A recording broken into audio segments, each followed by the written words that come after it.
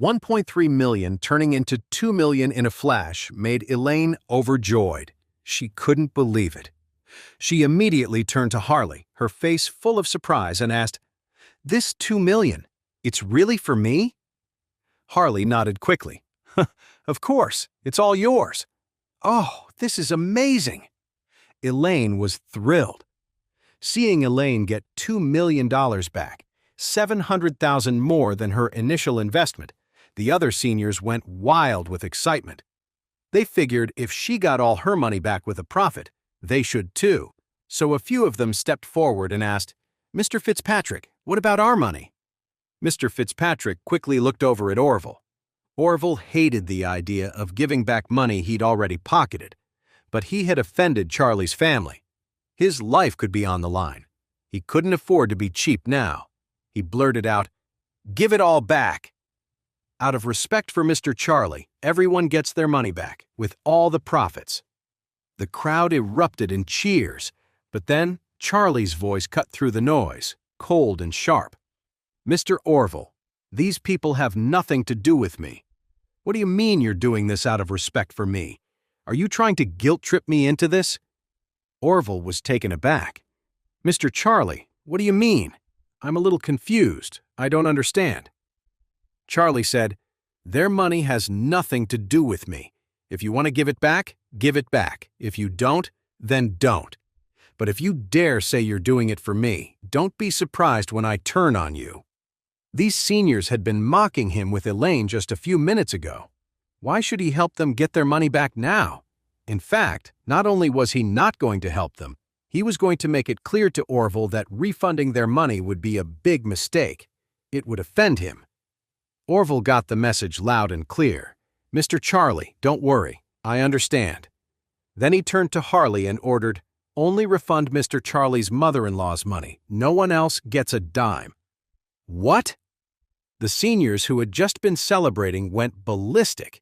Some started crying and wailing. Some of them started begging Charlie for mercy, but he completely ignored them. This bunch of disrespectful old folks had sneered at and insulted him. Now that they saw he had power over Orville, they expected him to help them? Were they kidding? Seeing the seniors completely lose their minds, Orville suddenly shouted, "All of you, shut the hell up! Anyone says one more word to bother Mr. Charlie, and I'll take care of you myself." The group of seniors immediately fell silent, not daring to say another word. Orville then looked at Fred White, who was standing there completely stunned.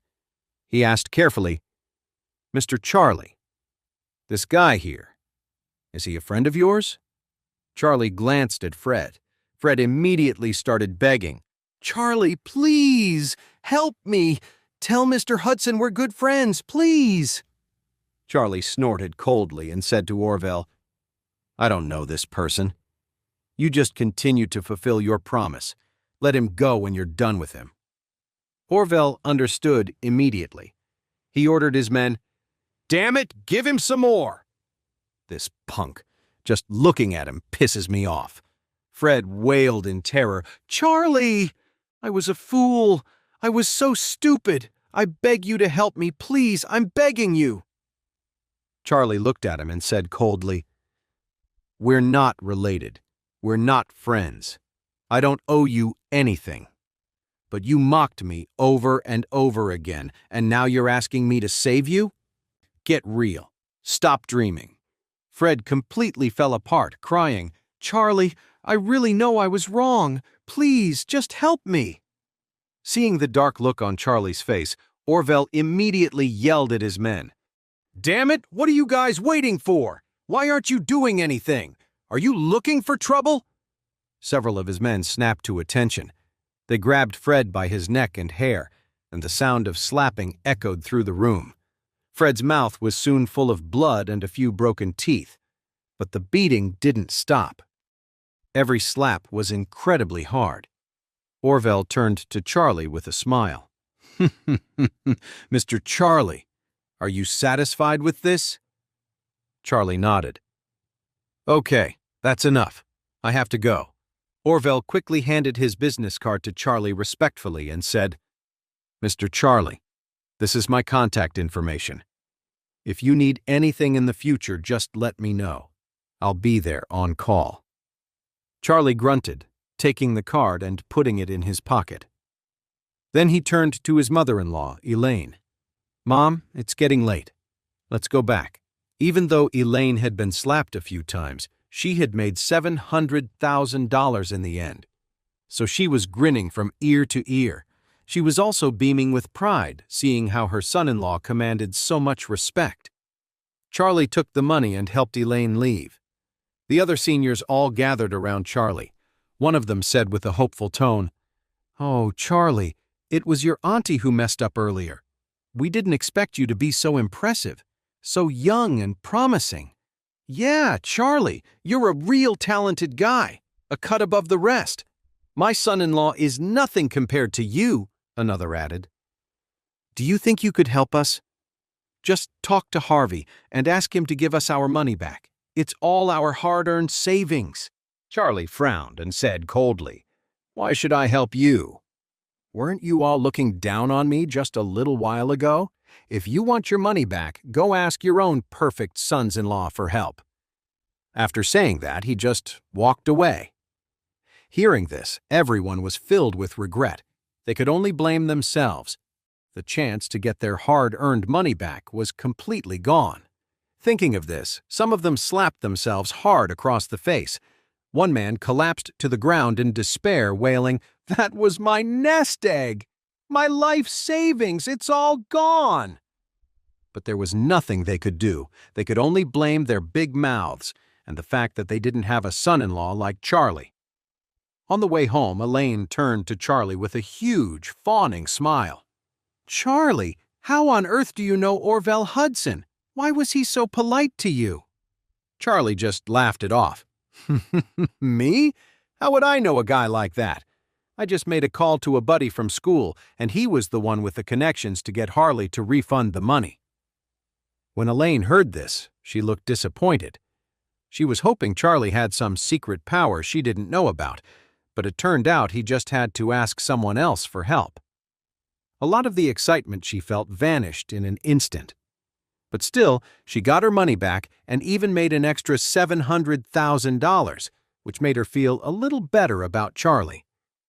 She leaned in and said to him, "Charlie, you have to keep what happened today a secret for your mom. Don't tell anyone, okay? A woman my age still has her pride, you know."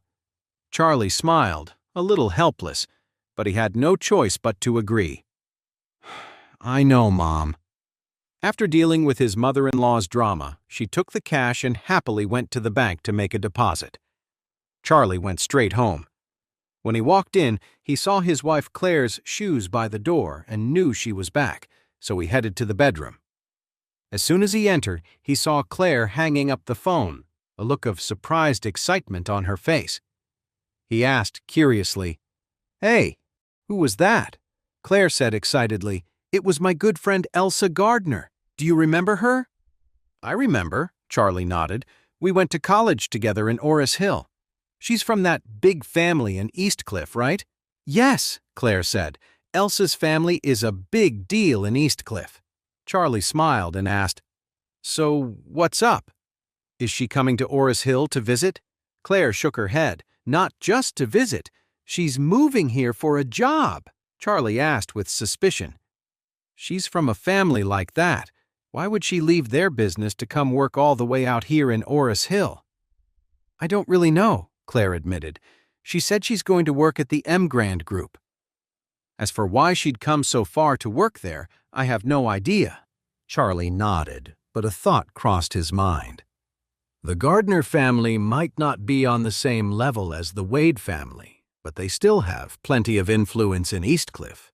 Elsa has no reason to give up her family's company to come work for the Emgrand Group. Is there some other reason this woman is coming to the Emgrand Group? Charlie was puzzled, but he couldn't be sure yet. He figured that once Elsa started at the Emgrand Group, Doris could probably figure out what she was really up to. Just then, Claire seemed to remember something. She patted her forehead and said, "Oh, by the way, Charlie, I have a meeting with someone from the Emgrand Group tomorrow that I can't get out of. can you pick Elsa up from the airport for me? And maybe find a nice place to take her for a welcome dinner or something?" Charlie promised. "Sure, I'll make the arrangements for tomorrow." "And find a good place," Claire added. "Don't worry about the cost. Here, take my card." With that, she handed him her wallet. Charlie quickly waved her off. "No, it's okay. I actually know a guy who owns a really nice restaurant. I can arrange it." Charlie pulled out his phone, thinking he'd text Isaac Craven at Aurelius Grand and ask him to set up a dinner. But then he reconsidered. Aurelius Grand was supposed to be a surprise for his wife. To entertain Elsa, it would be better to pick a different spot. So he sent a text to Orville Hudson instead. "I need to host a dinner for a friend. Can you book me a table at a high-end place, just not at Aurelius Grand?" A moment later, Orville texted back. "Don't worry, Mr. Charlie. I own a place called The Mansion. It's one of the top restaurants in Aurous Hill, right up there with Aurelius Grand. I'll get you our best private room, the Diamond Box, and make sure you get top-notch service." Charlie replied with just one word: "Okay." The next day, Claire was at the Emgrand Group all day, busy working out the details of their new partnership. Charlie called Doris and asked her about Elsa's new job. Doris was surprised that Charlie even knew about it. She explained that Elsa had applied for a position as an administrative director, which was a mid-level management role.